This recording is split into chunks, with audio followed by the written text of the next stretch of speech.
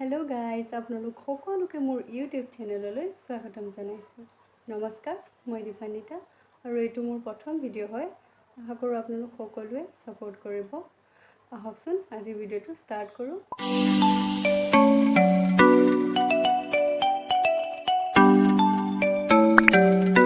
গাখীৰ পিঠা বনাবলৈ প্ৰথমতে আমাক লাগিব গাখীৰ।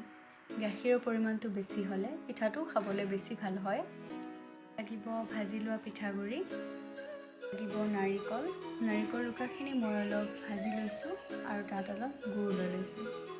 তেজপাত লৈছোঁ, ইলাইচি আৰু কেইটামান কাজু আৰু কিচমিচ লৈ লৈছোঁ। নাৰিকলখিনি ভালকৈ গুড়খিনি মিহলাই লৈ লৈছোঁ। এতিয়া পিঠাগুড়িখিনি অলপ অলপকৈ গাখীৰ দি ভালকৈ মঠি লৈছোঁ।